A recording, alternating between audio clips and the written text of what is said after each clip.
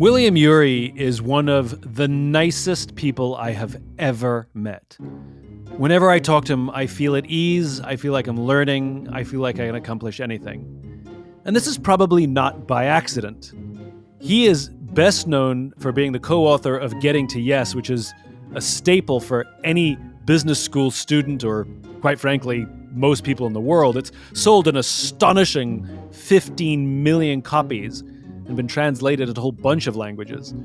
He also co-founded the program on negotiation for Harvard Law School. He's been negotiating peace agreements around the world for decades, from nuclear disarmament pacts with the Soviet Union, to Arab-Israeli conflict, to tribal squabbles among the Bushmen of the Kalahari. So I thought I'd call him to see if he could shed some light on how we can resolve some of the many conflicts that we have ongoing in our world today. This is A Bit of Optimism. You have made a career not only as an author and professor, but a peace negotiator. You've traveled around the world, whether it's Arabs and Israelis or Venezuela or wherever you've gone, to negotiate peace amongst people who hate each other, let's be honest. It seems that's what we need in our country, that we have two factions, and I believe it's more political parties than it is the average population. I think we're still pretty moderate, and I think America is pretty frustrated with the state of the world. But we have two parties of a single nation that accuse each other of being traitors or un-American. There's no listening, there's only talking. So my question is have you ever negotiated peace inside a reasonably functional country, inside a reasonably functional government? Like, how do we get peace in this country, Bill? Great question, Simon. It's funny, it's ironic because, I've been wandering the world for the last 4 decades looking for the most intractable conflicts. And I come back and I find an intractable conflict, an impossible conflict right here in my own country, which has a lot of the same features of the Arab-Israeli conflict or the conflict in Venezuela that's been roiling that country for 20 years. We're dividing ourselves into two different tribes I agree with you.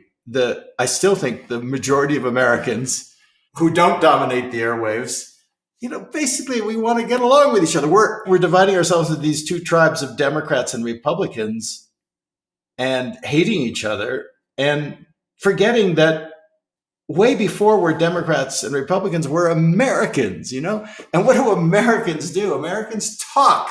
We meet, we unite. That's why we're the United States. And so the question is, how do we do that when we've been hijacked? Essentially, that's how I think of it. Our country's been hijacked.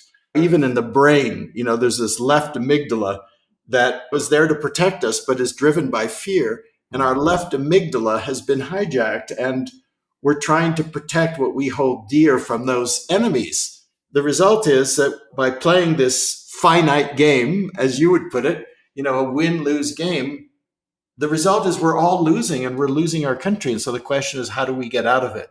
I believe we can do it because I've seen it happen in other countries where it's been worse. I was in South Africa during apartheid. Apartheid was 10 times worse than what's here in this country in terms of hatred, bloodshed, and racism. And everyone thought when I was there in the 80s, people thought this blood war is going to go on for as long as we can tell. Even the best observers. And yet, within a very few brief years, the South Africans proved them wrong and they transformed their country. They didn't end their conflict, but they transformed it, and apartheid came to an end. And if they could do it, we can do it. You said the conflict here between these two warring factions of political parties mimic some of the elements of Arab-Israeli conflict. Can you break down more specifically what are the common elements that you see? Well, one is toxic emotions, treating the other with contempt. When we get into that reactive, deep fear of the other, almost existential fear that our very life, is in danger from the other side, from the enemy. That's what's present in the Arab-Israeli conflict and increasingly present here. Number two is the positions get really entrenched and there's no budging. There's no communication. It's like you're in different realities. We're in different silos, and that you find true in the Arab-Israeli conflict too. And the third is the intensity of the fighting where it's almost on the verge of violence, or at times it leaks into violence. And there's even, vast numbers of Americans fear that we're headed towards a civil war where there would be levels of violence unprecedented here in this country since the Civil War. Those are the three elements that are common to the Arab-Israeli conflict. It's the toxic emotions, the rigidly opposed positions that don't budge, and the intensity of the fighting, the fierce fighting. And I can't help but point out that the Arab-Israeli conflict is still ongoing. So I want to talk about solutions, obviously, but I feel it's important to try and understand how we got here in the first place. What is it that takes a nation where people were cooperative and did get along, and politics was not always like this? How did we get here in the first place? Because it clearly didn't happen overnight. It's been a steady drumbeat. It's been an evolution to get from that to this. Do we need to understand the root before we can really solve the problem? I think it's really important to go to the balcony, for me, which is that metaphor of a place where we can get the larger picture. And that's what's really needed here. When you're hijacked, you need to go to that balcony, which is the right thinking part of the brain, the prefrontal cortex. And there are different factors that have created this. There was the loss of a common enemy. These in our lifetimes, we had the Soviet Union. But I think more importantly in this country, there were large segments of people who felt left behind. When I started off in the field of conflict resolution and negotiation, I was looking around for where I could really get my hands dirty. I just didn't want to read about in books. So I took a job as a mediator in a coal mine in Kentucky. I did my doctoral research as an anthropologist in that coal mine, and I got to know the people. And it's those people who feel left behind, and those people to whom Trump spoke and continues to speak, but people who feel like their country is being taken away from them underneath. And when you have a substantial number of people who feel excluded, and that's not even to speak of other people. I mean, obviously African Americans have felt left behind, so many different groups. But when you exclude people, and when people feel excluded and humiliated, then you start to go into your different tribes. And then, of course, there's the effect of social media that creates cocoons and different realities. There are a lot of different factors that have created this problem, and it's really important to understand them if we're going to figure out how we're going to get through this. And I believe, based on my experience, and I have to tell you, after all these years of working in the world's impossible conflicts, I haven't given up hope around this country. I believe it's possible because I've seen it happen in other situations with my own eyes, and I believe we can still do it. So existential threat, an external existential threat, I think is very interesting. When the Soviet Union fell out of the game, we as a population no longer perceive this external existential threat. And something history has shown us, this upsets me, this depresses me, but in all of my work, it seems to be clear that one of the ways in which human beings find clarity in what they stand for is not by articulating their why, but by looking for the thing that is the opposite of what they stand for. Because knowing what we stand for can sometimes be ethereal and intangible and about the future and something like that, where when I can see and feel a threat to the thing that I believe in, though I can't put it into words, that's tangible. And when the Soviet Union fell away, the thing that was the not that, I don't know what I stand for, but I know it's not that. We start looking for a not that anywhere to help give us a sense of purpose or cause. And unfortunately, when we no longer look outwards, we start looking inwards.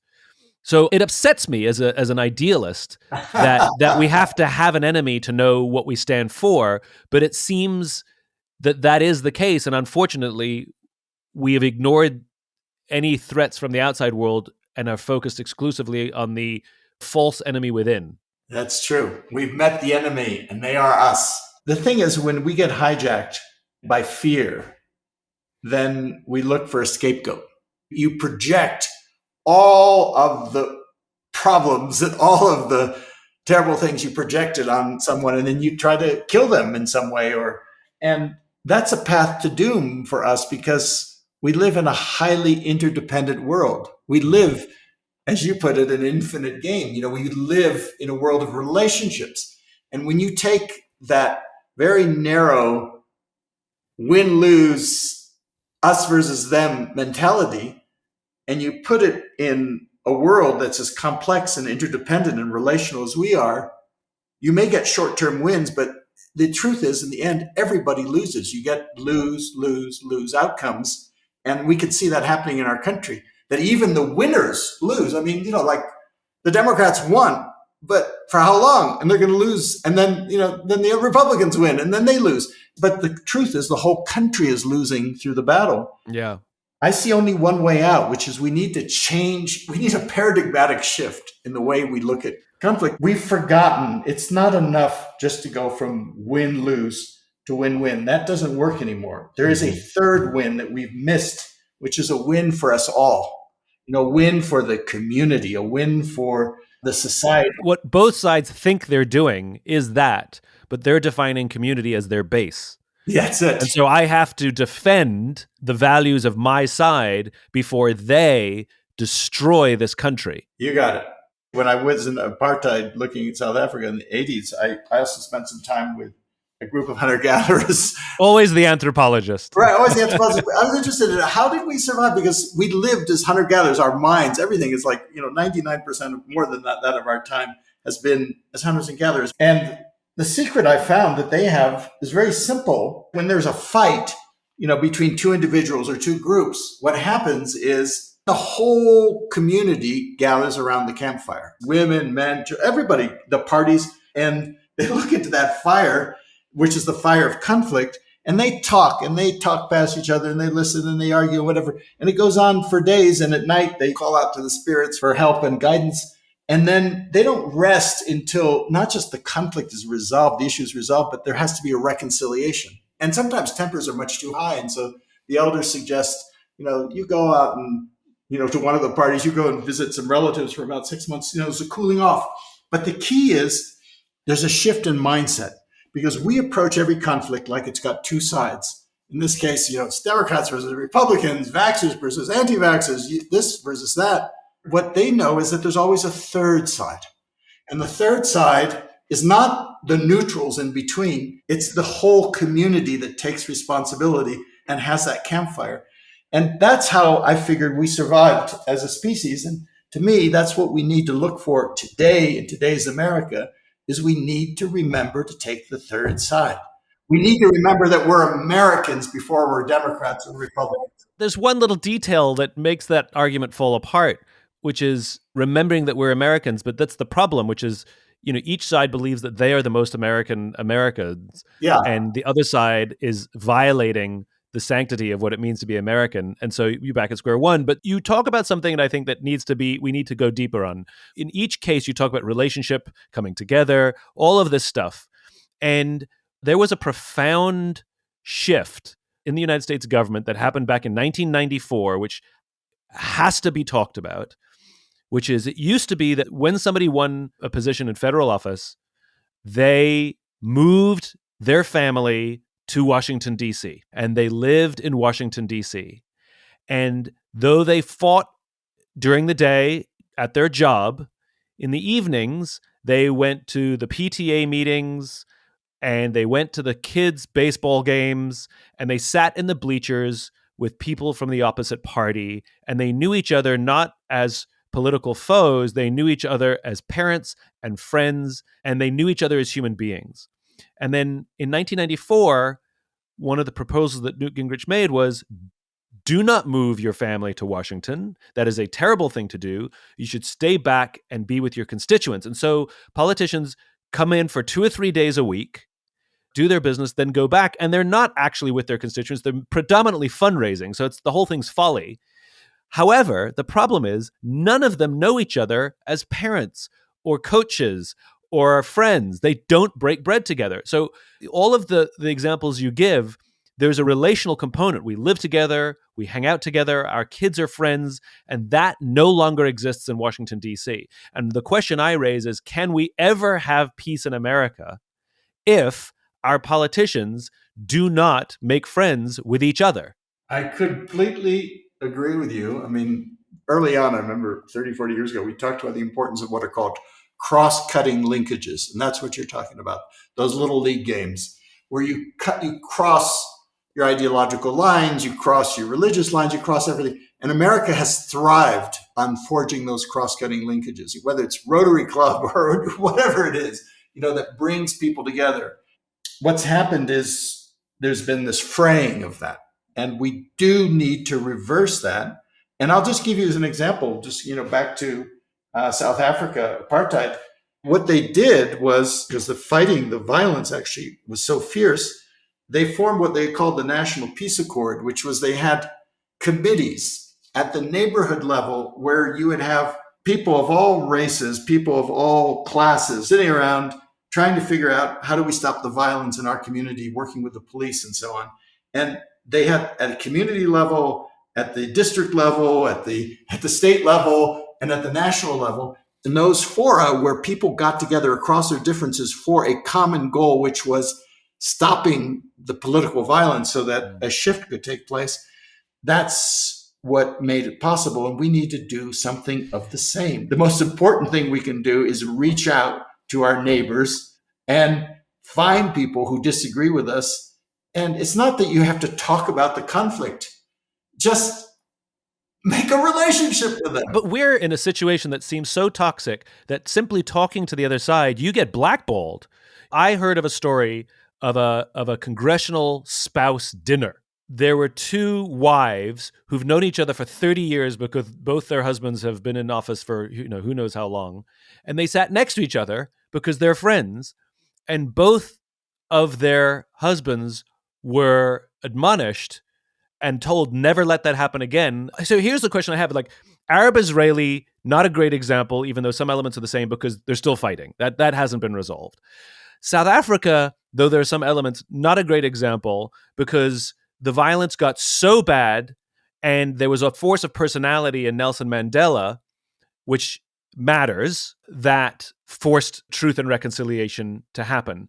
January 6th apparently wasn't bad enough that the whole country was in such shock that we said, we probably need to stop this. So the question I have is, are we simply waiting for something so atrocious to happen that both sides can look at themselves and go, okay, this can't happen again?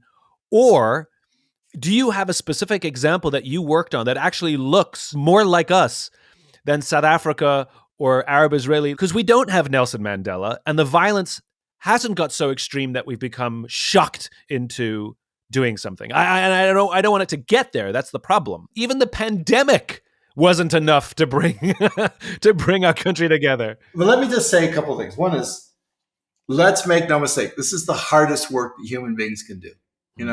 It is hard work to sit down and talk or listen to someone whom you violently disagree with and you disapprove of and all that. No question. Number two, I'm struck by your story about the two congressional wives. And, I see that in every conflict, which is fraternizing with the enemy is frowned upon and sometimes worse. I'm just remembering, take another conflict, Northern Ireland, Catholics and Protestants, sectarian strife. When I started, people said, it's impossible. There's no way. Catholics and Protestants, they drink this in with their mother's milk. It's been going on for centuries. It's never going to stop. It changed. And this is the key is we have this wrong idea that it has to be resolved and we all have to live in peace and harmony. It's not about that. It's not about resolving conflict. It's about transforming it.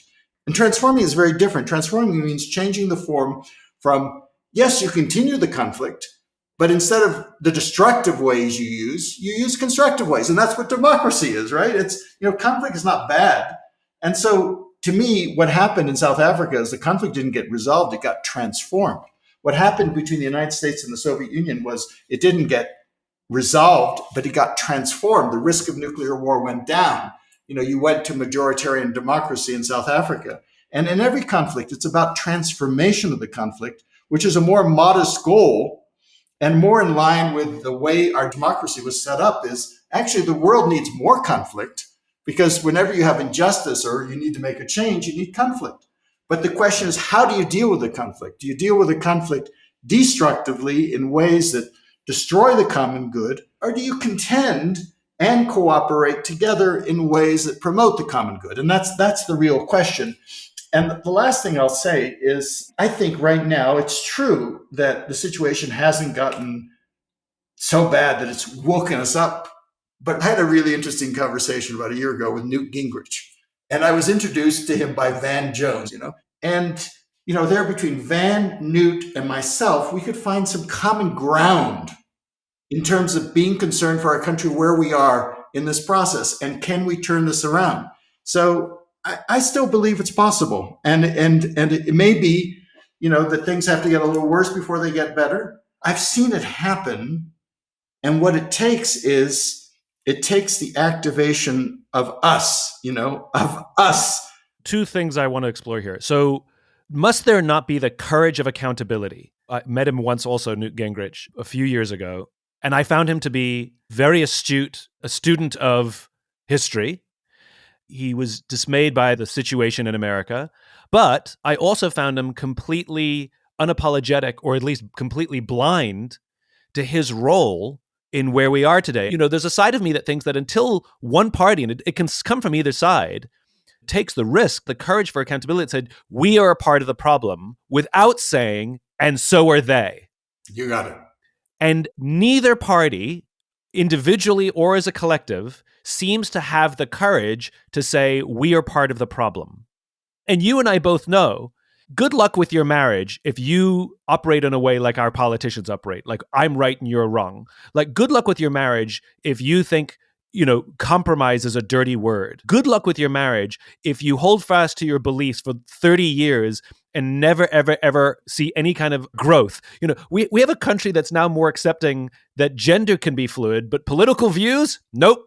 That's black and white. Our views are fluid. I have views that are pretty liberal and views that are pretty conservative, and it makes me messy. And I think everybody's political views are messy. For sure. And you and I both know from personal relationships, friendships or romantic or otherwise, until one person has the courage to say, honey, I'm sorry, I screwed up, it just goes on and on and on. Bill Ury, fix it. Going back to marriage, that marriage analogy, if you're asking the question, who's winning this marriage? Your marriage is in serious difficulty. And that's the only question we're asking is, who's winning? It's like, no, that's not the question to be asking. The question is, how do we make this country work? How do we create the place we want for our kids? So when we talk about who's winning this marriage, I'm thinking, okay, let's game that out to how our politics is looking, right? Where one parent wants to make an indelible mark on their children so that their children will live the life that they think is the way to live a life, which is different than my spouse, and they're competing to have an indelible mark on the children, like our parties are competing to have an indelible mark on the country. If that couple existed, we would recommend they divorce. That's true. And the trouble is, this country, we can't divorce. I mean, people keep on dreaming, fantasizing about divorcing, but the truth is we're all intermingled. I mean, every state is red and blue. I live in a red and blue state. I mean, yeah, but not because of gerrymandering. You know better than anybody. We don't live in a world where the electors choose their candidates. The candidates choose their electors.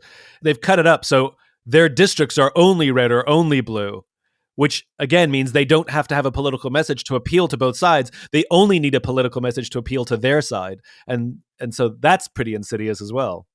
Yeah. So is this going to be fixed in a day? No. Can it be done? Absolutely. I've seen it happen in other places. Back in the late 90s, I was a facilitator at a bipartisan congressional retreat. There were 200 members of Congress, 100 Democrats, 100 Republicans and their spouses, and we all got together and they talked. And this was right after the Clinton impeachment, and everyone felt it was toxic in Washington at that point. And they said to me that they'd had more conversation with a member of the opposite party in the 2-hour train ride from Washington up to Hershey, Pennsylvania, where the conference was, than they had in the previous 4 years. But it was interesting was once we got them into groups, just talking about their lives and talking about what was on their mind, there are a lot of decent, good people in these. So they're trapped in the system too. They have to have courage, but we also have to have courage, and it can happen. I mean, you've seen it happen. We've all seen it happen. We've all seen turnarounds in families, in workplaces, in communities. I've seen it happen in countries. It can happen here. It really can. And it starts with us, not just blaming all the politicians either. It's systemic, But it starts with us. Can you talk more about Northern Ireland? So Northern Ireland, Catholics and Protestants, everyone in their different tribes, anyone who talked to the other side was branded a traitor, just like you were saying. And so where did it start? In one way, it started with mothers of sons who had been killed. Because it's like when a Catholic mother and a Protestant mother, they got together to grieve their sons or their brothers or whatever, their husbands who'd been lost in the Troubles, they couldn't be attacked so easily because they were so clearly had borne the highest pain of the Troubles. Once that happened, they had the courage, that courage that comes from that fierce thing. Then they opened a little door for the religious leaders, Catholics and Protestants who could, the priests and the ministers would say, I'm not sure killing each other is actually what Jesus Christ had in mind. And, people could imagine that, then they opened the door for the business people who could say, I'm not sure this is good for business. This is, driving away any kind of investments and jobs and whatever. And the last to open up and show courage were the politicians. So there was a pattern where it starts with a small group. In that case, it was mothers, to religious leaders, to business, to politicians. And that was when the floodgates opened. And then you could actually try to knit together a solution that didn't end the conflict, but it ended the war. The one uncomfortable detail, I think that is an excellent path and an excellent analogy for us. The one uncomfortable detail is that the situation had grown so violent that it reached a breaking point where mothers said enough. And we, January 6th notwithstanding, we have not reached a point where the violence has reached a point in America. And I do not want to get to that point where mothers are fed up with their children dying because of political fighting. The case you're making is that change starts at home. The case you're making is that uncle who has different political views at you, and there's so much conversation about this that has happened at the Thanksgiving table. What do you do with with political discourse? And most families either don't show up or they just all agree not to talk politics. But I think what we're talking about is the skill set of how do we find resolution at home? How do we find resolution in our relationships and our friendships? How do you create safe space for that uncle or aunt to feel heard? Which is very difficult. That's why I said it's the hardest work you could do. And it's doable. We know it. It takes exactly what you're saying. It takes courage. It takes taking responsibility. In marriage, there's a saying, you can either choose to be right or you can choose to be happy, but you can't choose to be both. Do we want a country that works or do we want to be right? That's our choice. Your work, and you've written multiple books over the years, getting to yes, how long? When did that book come out? Decades ago. 40 years ago. Oh my God. 40 years ago. I mean, and it's still one of the top-selling negotiation books that has ever been written. I mean, it is the textbook. What have you learned about negotiation vis-a-vis this current state that you look back at what you wrote 40 years ago and you say, my goodness, that's more relevant now than ever? Or I would say it differently now. I wouldn't say it the same way. I've learned more. I would slightly adapt that. I hope I've learned a little more. But getting to yes, it's sold over like 15 million copies, and it continues to sell just as well today as it did, 40 years ago. So it hit a vein, which was at that time, the bestsellers on the list on negotiation went by the titles Looking Out for Number One and Winning by Intimidation. And Getting to Yes kind of proposed the revolutionary idea that you could negotiate and both sides could benefit, so-called win-win. And it works. And it's had enormous success, and win-wins become almost a cliche. My feeling looking back over 40 years, as I look at the tough, seemingly impossible conflicts that we face today, is Getting to Yes didn't go far enough. There's two missing elements that you need in these really tough, intractable conflicts like the one we've been discussing that need to go together with Getting to Yes to make it work. Getting to Yes is work with the other, right? It's kind of like, how do we dance together in a difficult conflict to try to get to a yes? The prior work, which is what you've been talking about, is work with ourselves. We need to get to yes with ourselves. And we need to have that courage. We need to face our own fears. We need to do that work with ourselves around us. And that to me is what I call balcony work. We need to learn to take a pause. We need to learn to ask ourselves, what do we really want here? We need to go from the amygdala hijack in our left amygdala, which is just driven by fear, to our right thinking and really think about what's really important here. What's the prize? So that to me is absolutely critical if we're going to get to yes. Can you give some specific guidance to us as individuals? If change starts at home, let's say I have a friend or a family member where we are on completely different sides of the political divide. We are emblematic of our national state of affairs. Professor William Ury, PhD, what do I have to do if I wish to establish peace with my family member? What's the first thing that I need to do? Can you give me some specific advice, please? Yes. Starts with breathing. Remember to breathe. Breath brings oxygen to our brain so we can actually think about what's important, because we get trapped in emotions like fear and anger, and it's natural. But that's not going to have you say what you want to say to your kid or to your spouse. You're going to do it by taking a breath, taking a pause, taking a break, not hitting the send all button, but hitting the save as draft button, and thinking about it, going for a walk, doing a workout, whatever you do to go to the balcony. Everyone has their favorite techniques. Have a coffee with a friend, but just don't react right on the spot. And just take, in this very hurly-burly world, just take a break, take a breather, and ask yourself, what's my why?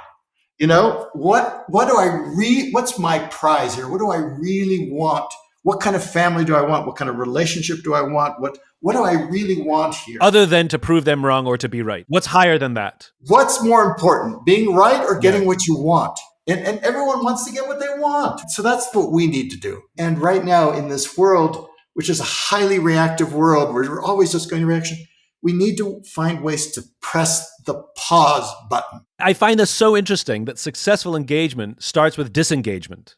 That's it. It starts with stopping. It starts with stopping, which is you find yourself becoming enraged and angry, and to say to that person, I want to have this conversation, but I need to step away for a little bit first. You got it.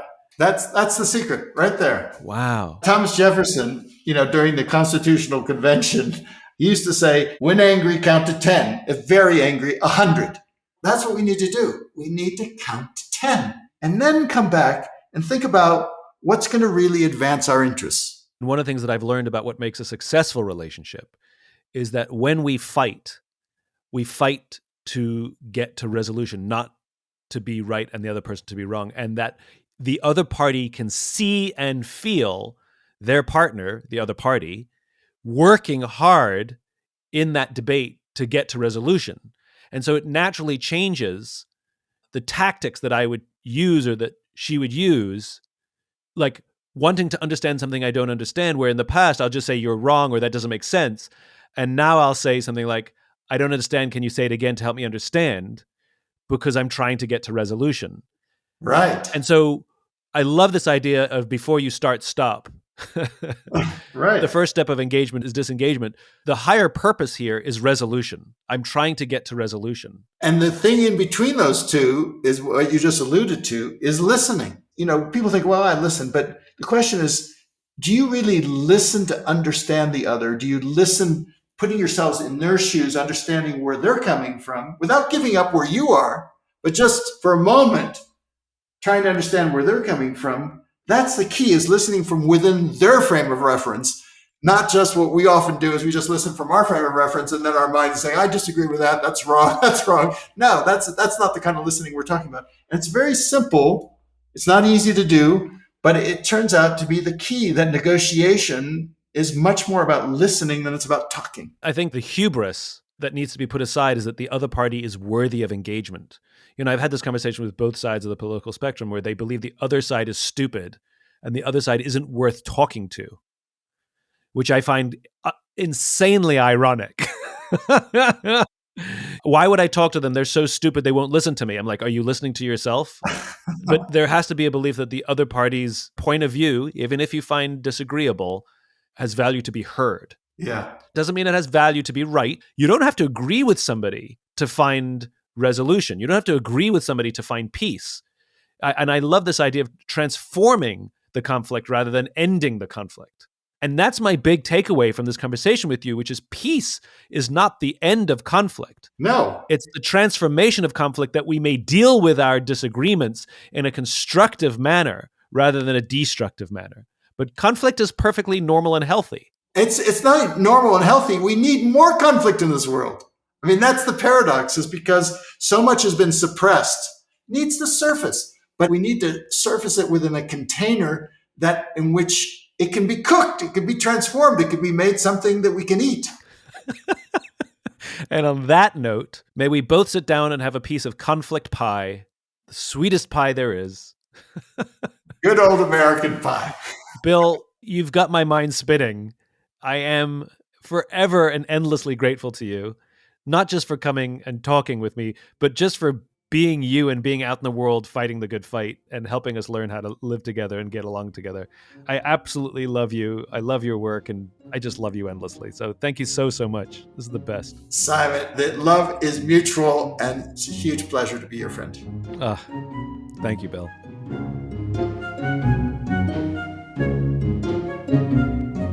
If you'd like to learn more about what Bill is doing and how you can help to advance peace in the world, check out his organization, abrahamspath.org. If you enjoyed this podcast and would like to hear more, please subscribe wherever you like to listen to podcasts.